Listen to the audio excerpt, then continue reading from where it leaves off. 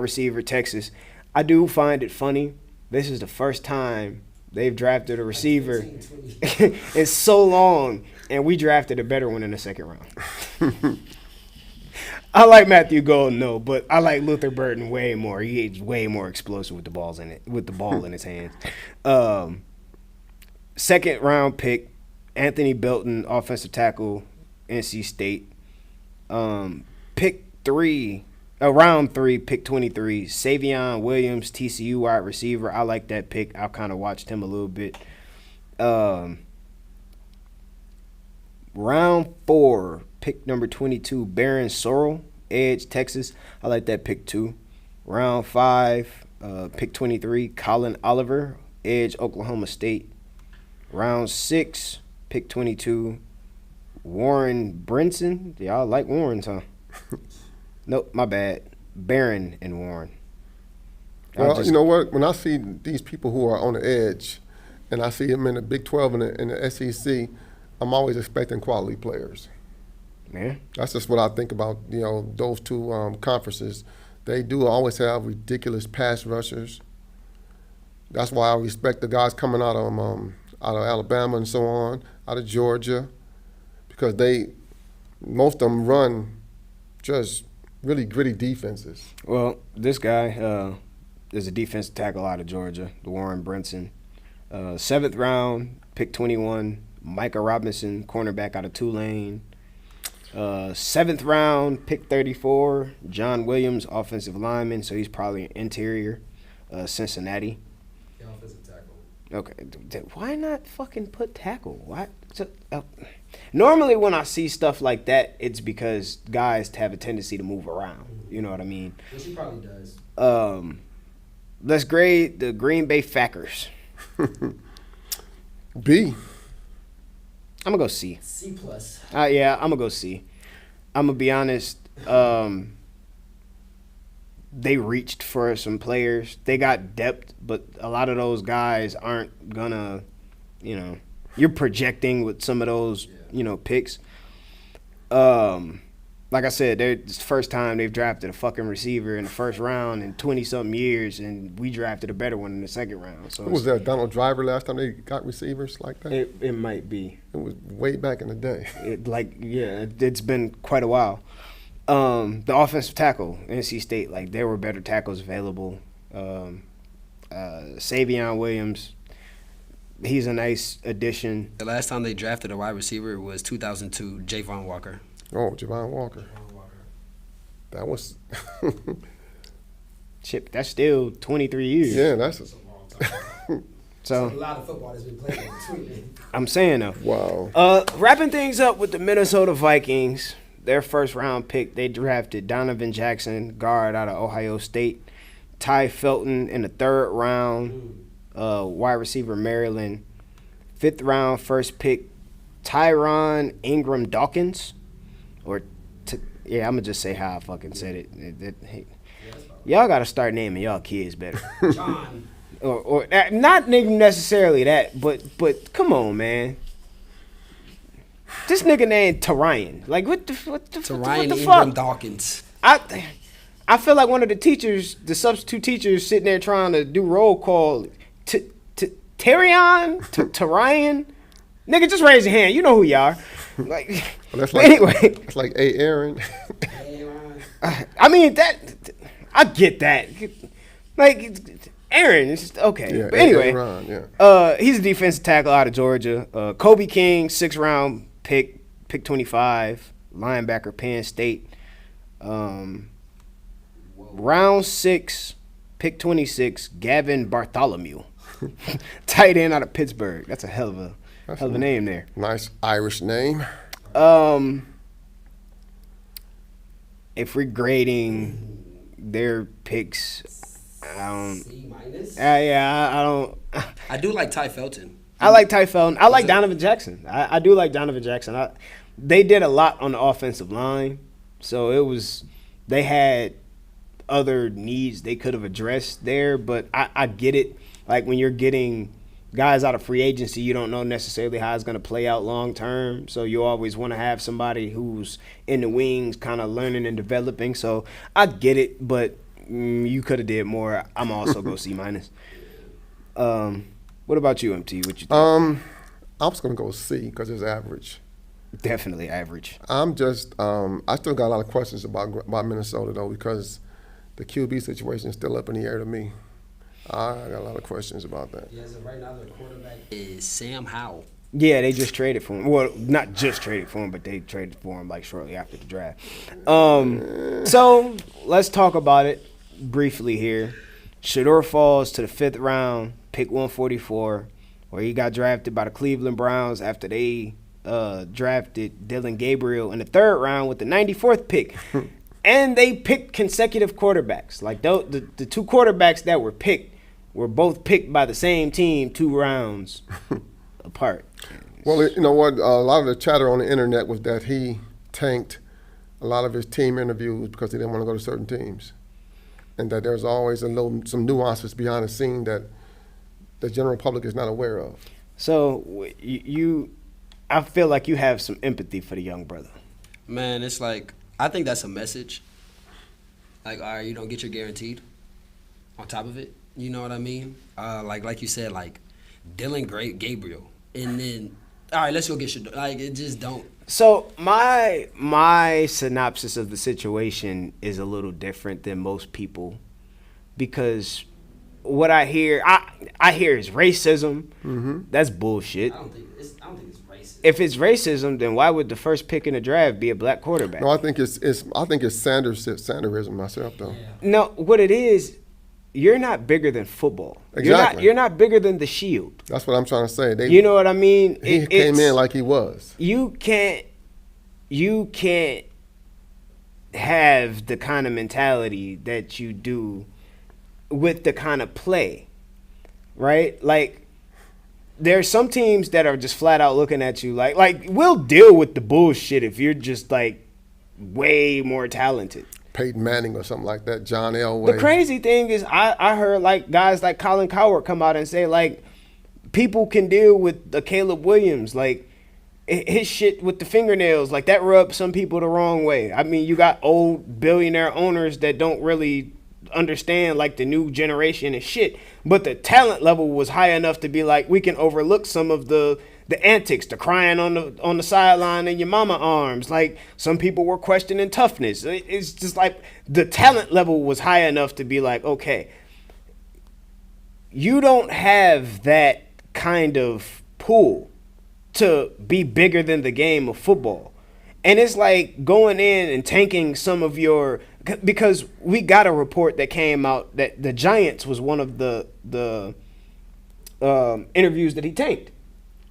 He got like install information and got to the meeting, was supposed to talk about the stuff, hadn't studied, was unaware of, the terminology and all of that stuff. Brian Daboll called him out, and instead of being, it being a humbling situation, he fought back. He pushed back like, bro, it's one of those things where like the people you're pissing off are also the people that you're trying to ask for a job. Mm-hmm. Like imagine being in a McDonald's drive-thru and cussing out a customer in the line behind you on your way to an interview, and you get to your interview and the person you just cussed out is the person that's interviewing you. Are you going to get that job?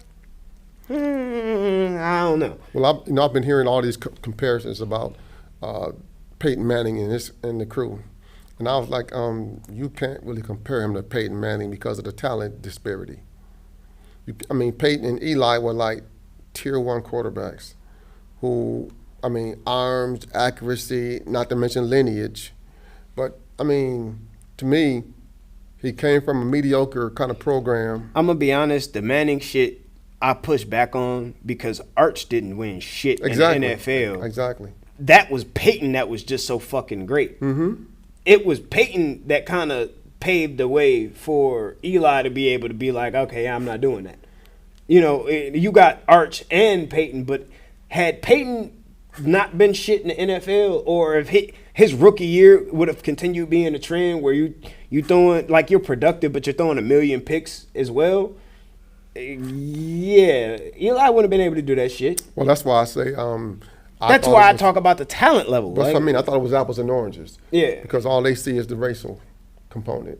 And I'm like, I don't think it has anything to do with the racial component. Mike Green, who has 2 multiple sexual assault allegations and are still battling them, dealing with them in court, got drafted in the 2nd round, bro. And they wanted the Lions was like, oh, why didn't we pick up Mike Green? I'm saying, bro, he's honestly, I think he's the 2nd best edge in the draft after Abdul Carter. Obviously, Abdul Carter is blue chip, but as far as just like production, but you have to marry the person with the player, and that's I think where you run into They already the bitch issue. enough about J-Mo. Y'all want a J-Mo and Mike Green on the same fucking team? Well, think about the culture that he ended up getting abducted. Bro, I was at work. I had people looking at me crazy because I heard the pick, and I was just like, fuck! They like, what the fuck is wrong with you? I'm like, fucking the Ravens got Mike Green. They're like, huh? Like, nothing, motherfucker. I wasn't even talking to you. Just mind your business, goddammit. But fuck! Because it would be a team like the Ravens who absorb that kind of, and can matriculate that Watch him get aggression. mature out of He's going to be a nowhere. fucking superstar. He's going to get mature. He's going to be a fucking superstar. And it's just like, they've already navigated a Ray Lewis, Ray Rice. They've had so many. that organization Justin Tucker add him to the league. People don't even realize the shit Ray Lewis was dealing with. Nigga had a whole body he was fighting. You see what I'm saying? You know, I'm just saying, like, man, he's gonna be a fucking superstar. But anyway, Question before we what's move up? on. Do you think he should have went that late with seeing other quarterbacks going where they went? Besides all the gimmicks and everything, I think it was to prove a point. It was.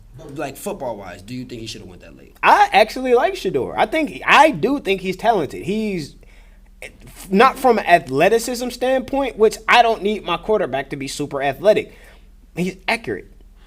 Accuracy will get you into places, Brock Purdy, that, you know, if you fall into the right, the worst part about it is to fall. And I think it was like a fuck you joke. Like, we're gonna send you to the worst fucking dumpster fire in all the football in the Cleveland fucking Browns, because mostly when people fall like that, they end up with great organizations. Like, if they had failed to the 5th round and got drafted by the Rams or got drafted by the Bengals, maybe not the Bengals, but got drafted behind, you know, guys who are kind of aging out, who are still kind of successful, where you can sit behind and learn from it, really develop. You got drafted by a team who also drafted another, like, he's Kirk Cousins. If you go back to that draft with Washington when they drafted RG3, he's the Kirk Cousins of the situation.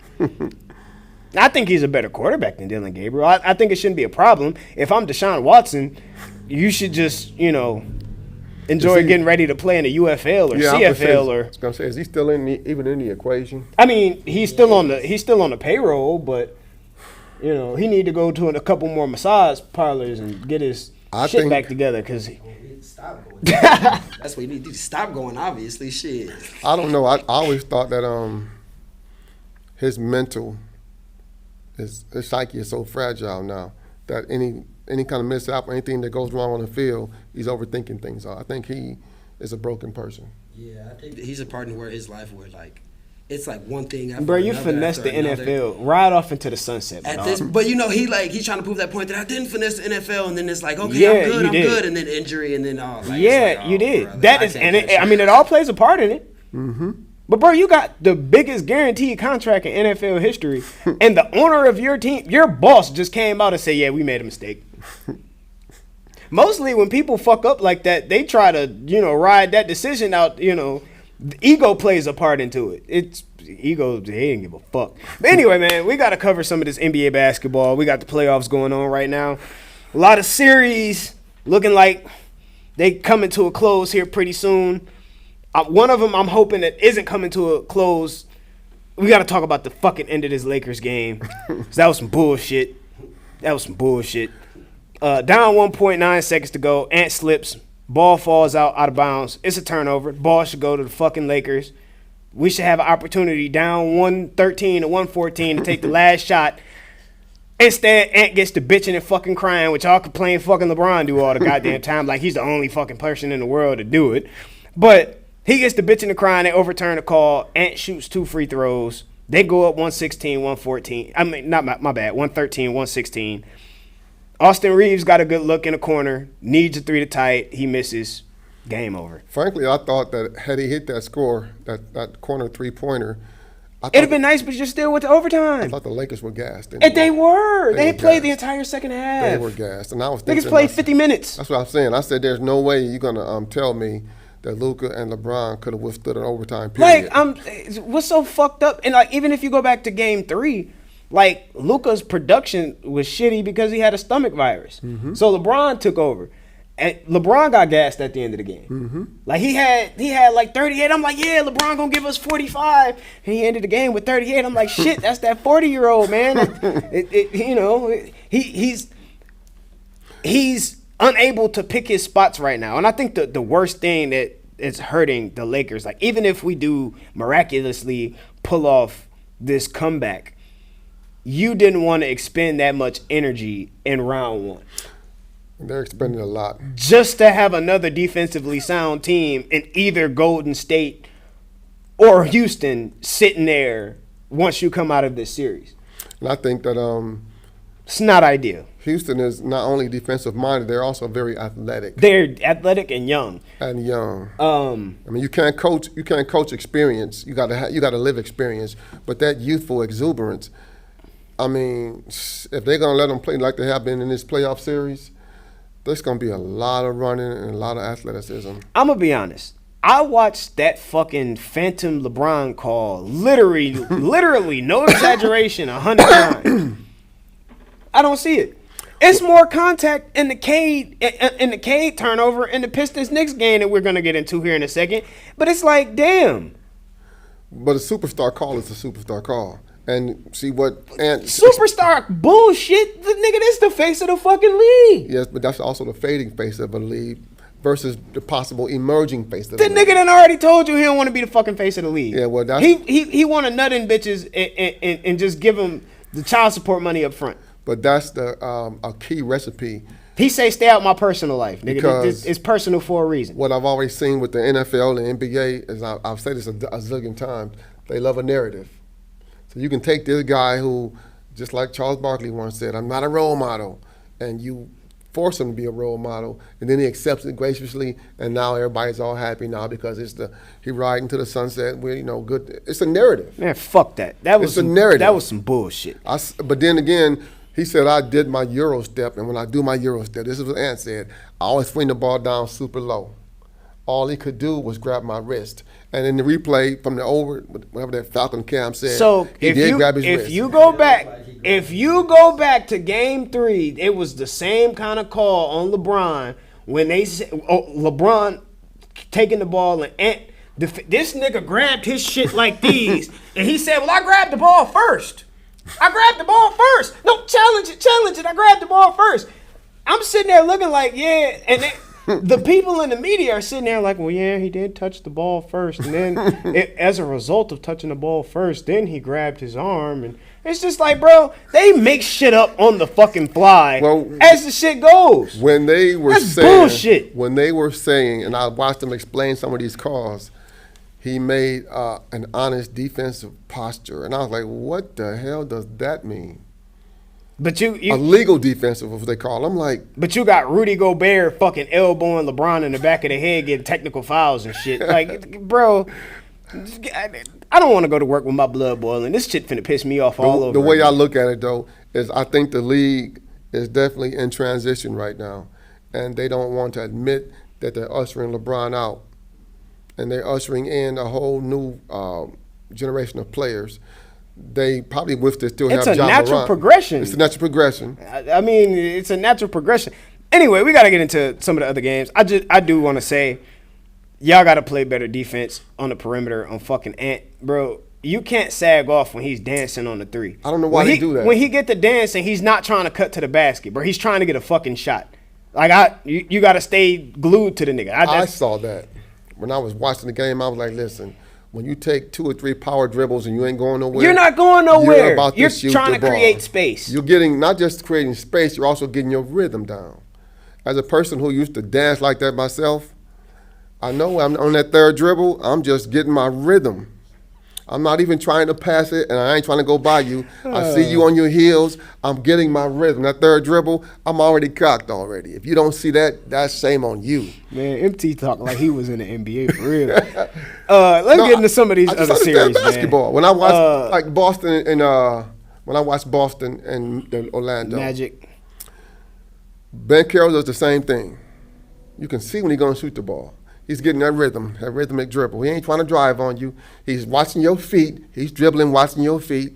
Your feet are flat. He's going to plant and rise up on you. And I saw him do it at least 3-4 times. If you watch feet, you making a mistake. No, I mean, ain't if you supposed to on watch offense, feet. you watching the defender's feet.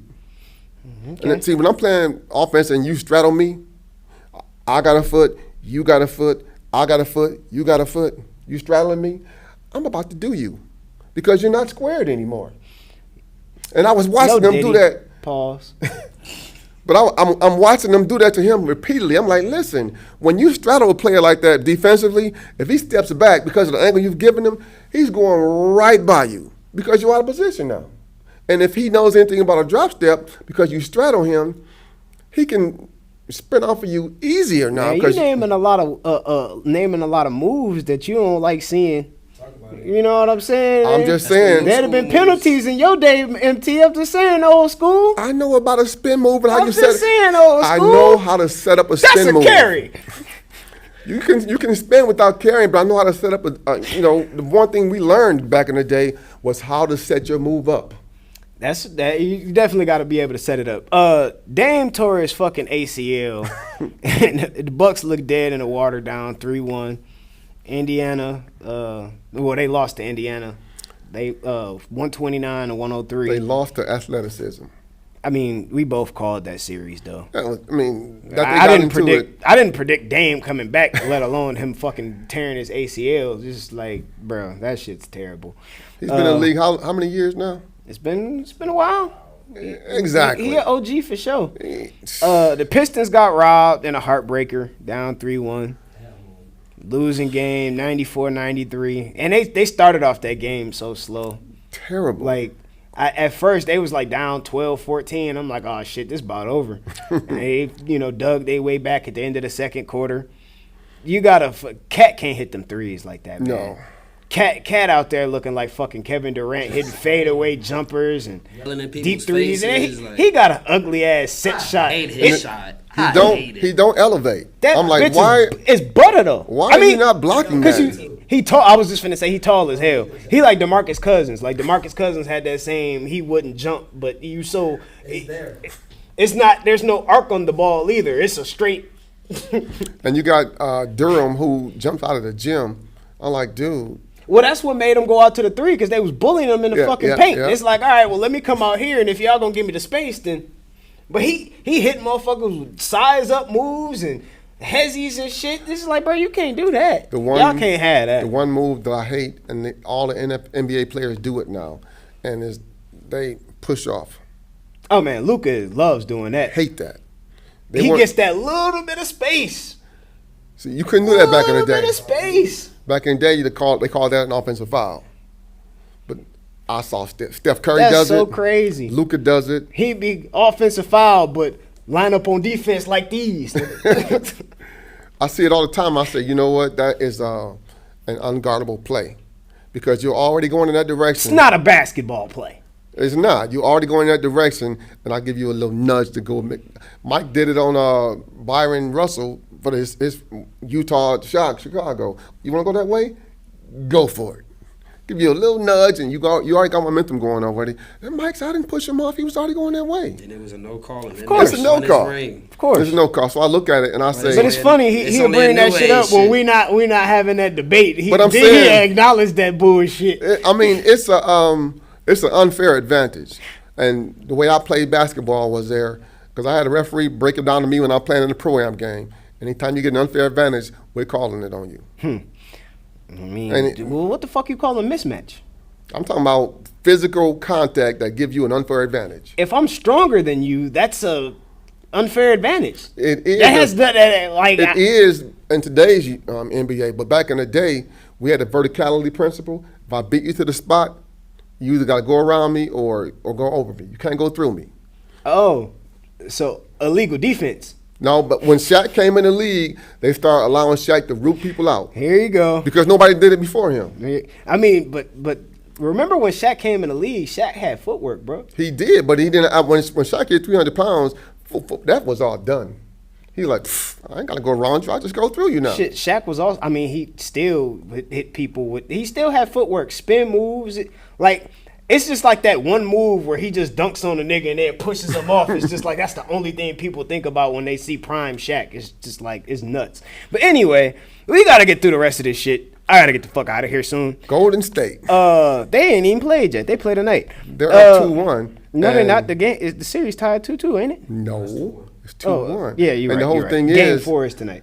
Yeah, they you're have allowed Draymond Green into their heads. That's all I'm gonna say. Okay. Well, I was going to get to that in a second. The Celtics took care of the Magic, and they won 107-98, Still a team to beat in the East. 3-1. Cleveland, however, is looking like monsters. And that series is a lot better than I That- think everybody thought it was going to be. Yeah, Yeah, a little bit. Boston- I mean, Jason Tatum did get hurt though. But even in the game that Jason Tatum didn't get, he didn't play. Jaylen Brown took over and they fucking blew him out. But anyway, OKC swept the Grizzlies in 4. I heard Ja got the shiesty on with grenades and switches on deck looking for the get back. The Clippers and the Nuggets is tied 2-2. That was the series I was thinking. that's That's a good fucking series. That's a series. You changing your tune? I or was you going to still riding ask, are Nuggets? y'all still both riding with the Nuggets? I'm looking at the Clippers right now because the Nuggets look tired. They look tired. I mean, Healthy, you know. You only get one now. You only get one change now. Who was it that said maybe they were doing this load management shit on purpose? Because this nigga definitely looks like fucking Toronto Kawhi, bro. fresh as daisy. That nigga look like Toronto, bro. I'm telling you. It's I be rough. like, man, y'all better put some respect on It's Kawhi's rough, name, acting bro. like that man ain't no dog. I mean, he is. He's just not a vet. I don't know if you remember in the fucking summer, I shitted on him. I said he should fucking retire for just going down to get a participation jersey at the Olympics, which is what the fuck it was. Niggas was like, you can't even goddamn take a walk to the airplane without. My dog, you couldn't play in last year's playoffs. What the fuck are you doing? Y'all I got got put something out. for you. I got something for He you. definitely. He He, heard y'all. he must have been paying attention to the pod or something, because that nigga definitely got something to prove. Man. But we got game 4s tonight. Dude. Cavs looking to fucking send the Heat home. And then Jokic. Rockets Warriors. It's all they got because Murray has been frustrated up and down. What's his name? Michael Porter Jr. missing in action. Yeah, I think and I did say he was going to be a big part of their offense. His brain Between is him and rattled. Jamal Murray. His brain is rattled. All right, we gonna end on this last question. Which team down 3-1 do you think has the best chance to pull off the comeback? Lakers, Pistons, Magic, and I didn't put the Heat in this equation because they got to win 4 straight. So I would say the Lakers of that group because the Pistons don't have the wherewithal. They haven't really figured out how to win yet. their games are really fucking close. All of them are I close. want to say Pistons, but like it's like they don't got it in them. Like they got it in them, but it's not that. Insert It's just insert not the enough. Bron. We got this meme. We alright. We alright. I'd say Lake. Is it gonna happen? Do you think it's genuinely gonna happen? Like I just said, like 5 minutes ago. Of those probably, ones. Of probably 5. Yeah, out of these options, I would say they have the better chance. Now, the likelihood that I think is going to happen, if you could put a percentage on it, I would say less than 50. Like, I would have to be realistic. You know, I think it's an uphill battle, and I don't know how much they got left in the tank to get through the uphill battle. And just like I said a few minutes ago, the biggest problem isn't this fucking series. It's the fact that this is the first fucking round. And they're- If you're in the Western Conference Finals and the next game is like, it's gonna be hard to rein it on in and still like. I think you squeezing around here a little bit. you know what? All through history, when you get one team that's heavily favored and they blow through the playoffs, and they're always debating rest versus rust. That rest is a son of a bitch. Yeah. When you got a team that's experienced, So the Lakers are normally the only reason that I wouldn't have agreed with that, and I agreed with them needing the rest is because LeBron is fucking 40. and this is the first time he's had rest. But then you saw game 1, they came out rusty, and I'm like, it's a feel-out game. Game 2, it definitely looked like it was a feel-out game. Game 3, Luka got the fucking stomach bug. He's unable to, really get it going, and he tried. He still, did something. It just wasn't enough. And then game 4, we get hold at the end. I just fuck what you say, bro. We got hold. We got hold, bro. We got hold. It's my opinion. Like I said, I didn't look at the shit maybe 100 times, and that's no exaggeration. No bullshit. I literally sat here before I came in here watching that shit in slow motion. Like, I don't see it. I don't see it. I don't see it. I don't see it. Bro, he slips.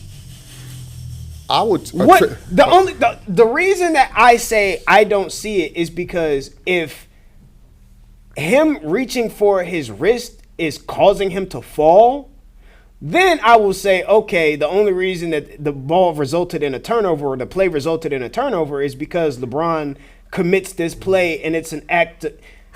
You were already sliding. I see what you're saying. You're already sliding, and it's just a reactionary move.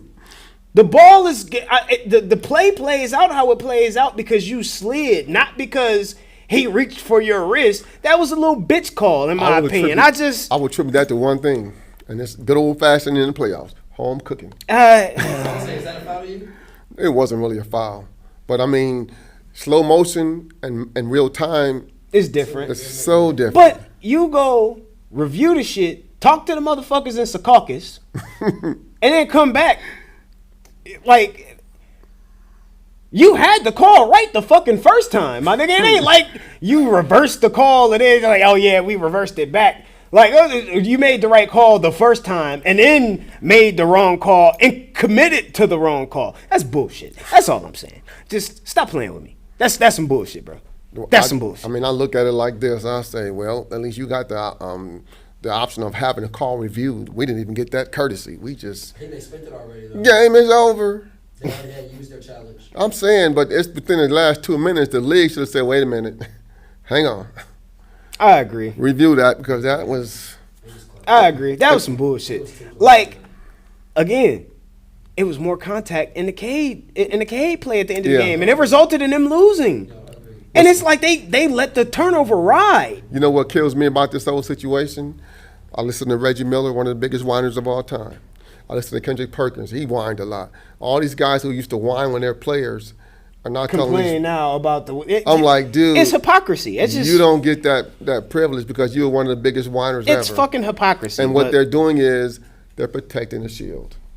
Simple as that. You know, this is why the NBA hired you, to make us look good. So I get it. It makes sense. But that's why they fired Bill Walton, because Bill Walton was like, that's a terrible call. They was like, Bill, no, Bill, the referees are our representatives here. You can't criticize them openly on TV. Fuck that. I'd rather had transparency. Bill Walton was like, oh, bad call, terrible call, bad call. You can't lose in front of IT like yeah, that, bro. IT front row, like, nigga, you can't lose like that, and this is why I say, like, the media comes up with the narrative on the spot. Like, they'll see it, and it's like, oh, yeah, no. Well, this is why this is being called this way. Oh, what do you think? They do that shit intentionally because, like you said, you have to protect the shield. Take the shield. I'd rather have the transparency. Call bullshit like you pissing on our leg and telling us it's raining. Like, we not sitting here watching this shit in real time. The NFL's getting better at it, slightly. Like, they'll be like, oh, yeah, so we're moving on with the game. Like, you can tell. I mean, because you've had plays that, like the Vikings Saints game, that you know what I mean? Like, you've had a lot of missed calls. Shit, you laughing. You was involved in one of them. A lot of them. So, I'm just saying. But anyway, man, we got to get out of here. Niggas got to go to work. Yeah, because sports niggas to already me, at work. WWE. That's all I see in sports nowadays. It's entertainment, man. It's entertainment. It's entertainment. But let us know. It's entertainment to your favorite team win. I mean, hey, then you get a pushback. Let us know what you think about the draft. Also, let us know what you think about the NBA playoffs. Let us know who you think down in the comments. If you think a team could come back that's down 3-1 in the NBA playoff series, let us know your opinion. Other than that, it's been real. I'm Jack. This is MT. And we frankly speaking sports, man. We out of here. Bear down. Remember, the audio still.